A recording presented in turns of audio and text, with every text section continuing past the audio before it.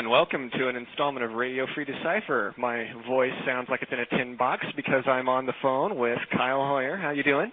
Very good. Hey, everyone out there. And you are currently, even as we speak, at the San Diego Comic-Con. I am. It is so lovely. I'm outside because the reception isn't the best in the hall, but so I'm outside by the buses and the trains and all that fun stuff. And I'm standing here with Lawrence Mccarrey and Sala Baker, who played Lurtz and Sauron, respectively, in the Lord of the Rings movie. Excellent. So we will get to speak with both of them. Yep, absolutely. And, basically, nobody wants to hear from me. They want to hear from them. So I'm pretty much going to pass off the phone here. Sounds fair. All right. Well, then let's turn to the interviews. We are now joined from San Diego by Lawrence Mccarrey, who plays Lurtz in the Fellowship of the Ring. How are you today? Very well, thanks. Hi, everybody. Yeah, and you have been attending the Comic-Con out there. What are your impressions so far? It's huge. It's huge. We don't get this in New Zealand. No? We don't get, something this big we don't get in New Zealand. And it's been, it's phenomenal. It's outrageous. There's thousands of people everywhere. Have you picked up any, personal stories about fan encounters yet that are worth sharing? Oh, yeah, well, we bumped into one. She's only seen the film 68 times. Oh, wow. And so I told her to turn around because the film was playing at that particular time. This is your 69th. Wow. I dare say she might know your lines better than you do at this point. I think she does. I think she quoted a few. Now, tell me, what was the experience like of filming the Fellowship of the Ring down there? It was phenomenal. It was the 11-hour makeup, I would do all over again. 11 hours? 11 hours it took for my makeup when I was first created in the All Things Chamber by Christopher Lee. That is pretty incredible. And then how long to get out of it? 5.5. Oh, my word. That's got to take some incredible endurance on your part. Oh, no, it wasn't too. Well, I only had to stand for like 7 hours. Okay. And then sit down for the other 4. Now, that was just for the birthing sequence. Mm-hmm. The rest of the makeup was somewhat less severe for you? Yeah, that was only 4.5 hours when I was in the armor. Mm-hmm. And that was a lot less. So I got to sit down through that. Okay. But then, of course, the trade-off is that you are appearing in some of the most physical material in the film. Yeah, we had to be trained by the sword master Bob Anderson, and with Vigo, it wasn't easy because Vigo was just, he was excellent in everything. We have heard that. Easy. Yeah, we have heard that from several of the cast members, and I suppose you did a lot of work with him. I did a lot of sword play with him because we had an actual fight sequence that went for about 10 to 15 minutes, and they wanted us to cut it down because it was short, but they ended up editing it, so cut it down a lot shorter. Are you hoping to see some of that material maybe restored on the DVD release? I've already seen the extra half hour. That one, and there's a few scenes there in the fight scene that I wanted in the original, but when now it's out on the DVD, which I've already seen, there's a part there that I really wanted in there, and it's in there. Good. It's there. Good. It's groovy. I won't tell you what it is. Okay. That'll save us the surprise. Yeah. Now, for some people that are maybe less familiar with what goes into choreographing fights, how long do you spend rehearsing, say, a fight sequence that would last, maybe 2-3 minutes in the film? How much time goes into that? At least about 2 hours a day. 2 to 3 hours a day. Just because you got to get everything precise.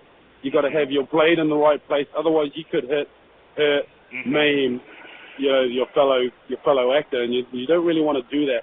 When during the fight scene, Luckily, they changed Vigo with the stunt stand-in because I contacted him on the punch. Oh, okay. Well, I contacted the stuntman's face. So, you've got to time. Everything's got to be timed precisely. Your punches, your throws, your sword fights, your stabs, everything. Now, is your background very much grounded in stunt work, or? No, I trained as a stuntie. That's what I wanted to actually originally be, was a stuntman. So I did stunt school, did a lot of stunt training, falls, high falls. But my agent said, well, you get paid more as an actor than you would as a stunty. You don't get hurt as much. So I went, oh, okay. Now, so I ended up being an actor. Do you find yourself still drawn to physical roles, though? Yeah. I like to do all my own stunts, but, with the productions and everything, they don't let you do it because they don't want you. They can't afford it if you get hurt, then they can't finish the movie. So they always get stand-ins. Mm-hmm. Is it true that you're also in the upcoming James Bond film? Yes, I play a. Well, I wouldn't say I play a bad guy. I play a minder. But you can tell it's me in that one. I don't have all the makeup. I don't have the 11-hour makeup. I imagine some people don't know what you look like out of makeup. No, not if you're not from New Zealand. No. Do you find yourself recognized much on the show floor there? I would imagine not. No, not at all. Not at all. It's only when we do the signings and everything that people realize who we are. Like yesterday, we bumped into a woman, and we're doing a few signings by our sculptures and stuff like that. Mm-hmm. I've got a 7.5 feet high sculpture, and I'm standing by that taking photos. And she came past us, and she goes, "You guys don't look anything like that." Well, that's fortunate, I would say. Yeah. Is there any other information that you'd like to share here while I'm fumbling about? Well, if any of the Lurtz fans are listening, then it is the end of Lurtz, but I do come back in the third as the Witch King. Oh, really? Yeah. Okay, so an additional part for you. Mhm. Okay. Well, they actually wanted me for another part in the second movie, the Gatekeeper of Mordor. Mm-hmm. But I was too busy filming another movie in New Zealand, so I had to turn it down. Which I would have rather have done the Lord of the Rings one instead of this other movie that I was doing. Mm-hmm, but you didn't know. They wouldn't release me. They wouldn't. The production company wouldn't release me, so that's unfortunate. Unfortunate. Yeah. Now, of course, the filming of the trilogy spread out over quite a long period of time. Were your two parts then obviously spread apart? Yeah, a lot. Like in the whole 2.5 years, they spent filming the whole trilogy, because we actually did 80% of the whole three. Wow. And then, like, this year, they only just finished filming the second one on the Monday just gone. Uh-huh. Oh, very recently then. Yeah, and then we flew out the next day to here, come to the Comic-Con. And, but during that 2.5 years, I was in for about 1.5 years for both parts. That's pretty extreme. Not common among filmmakers. Yeah, there's a lot that ended up on the cutting room floor, because when I'm born and I kill one of the orcs. Mm-hmm. We did another scene where I kill the orc overseer. He's whipping me, and that Peter just wanted a different variation of how I'm born and how I'm created. So there's a lot that weren't put on there. Okay. There's a lot that ended up on the cutting room floor. Some really good stuff too, and what he didn't use, I'd say you can make a whole new movie out of what he didn't use. Mm-hmm. It was just amazing. I think when the director's cut comes out, I think it's 5 hours long. Wow. Yeah. Well, hopefully we'll get to see a lot of that footage on the new DVD. Yeah. We only actually saw the movie, the extra half hour, and that was awesome. I thought that was great. You really got to recognize the characters a bit more, and the storyline, and the hobbits, and Strider, and all the other characters. You get to know them a little bit better. It was groovy. Even though I haven't read the books, I had a better understanding of the movie after seeing it, even though I'm in it. Yeah. and I read the script. Right. But, reading the script and seeing a movie is two different things. Indeed, yes. Yeah, everyone's got their own visual, mind of how it looks when you're reading the book, and then when you actually go see the movie, it's a lot clearer. Right. And you try and match what you thought it would look like compared to the way the director has actually filmed it. If you understand what I mean. Yes, I do. I'm actually confusing myself. Did you find a lot of good material for building your characters in the script, or did you have to extrapolate a lot, or maybe work with Peter Jackson on some of it? Well, that was a good thing about being in makeup for 11 hours. You really got to know your character then, and as the character's building and forming, you start becoming that and creating it like that, so you've got a slow process of actually creating the character, whereas some characters have only got like a bit of makeup and stuff like that. They have to like work pretty hard at it in getting into character, whereas I had 11 hours to get into character, which was, you know, he had to be mean and nasty. I can imagine. And after 11 hours in makeup, you're mean and nasty. I can imagine. Not very hard to do. Yeah. Well, thank you so much for sitting down to talk with us, and I hope you enjoy the rest of the show out there. Oh, look, it's lovely. If any of your listeners are listening and you can get down here in San Diego to the Comic-Con, come on down. Excellent. Thank you. We are joined now by Sala Baker, who portrayed Sauron in the Lord of the Rings trilogy. How are you today? I'm a box of fluffy yellow ducks. Fluffy yellow ducks? Yeah, man. That seems quite different from your character. You know, when I get the armor on, I'm someone else. Now I'm having a great time. That's great. Down at the San Diego Comic-Con. Yeah, it's great down here. Now, according to Lawrence, you just flew there from around the world after doing some shoots earlier this week? Yeah. I worked on Monday as a close-up Urukai for pickups on film 2, and then we flew out on Tuesday. So I worked a full day as a close-up Urukai, and then flew to LA, and then drove to San Diego the day after. Wow, that must be pretty full on. You sound quite energized though for having traveled. It's great. It's my first time to the States, and it's hot and it's awesome. Lots of people everywhere. I haven't seen so much sun in my whole life. Really, first time to the United States. Do you have plans to see anything while you're here? Yeah, well, I'm basically going from San Diego to Arizona to Mexico, and then LA, and sort of just traveling, getting some sun. A southwestern tour, then. Yeah, catching up with some people and having a good time. What is your impression of the show so far? Amazing. Is it all like what you expected? Even more. I thought, there'll be probably, 100 people to sign autographs and stuff, but it's like, damn. Right. Now, a lot of actors who portray somewhat evil characters often try and describe how the character's not all bad, that, they have their own motivations.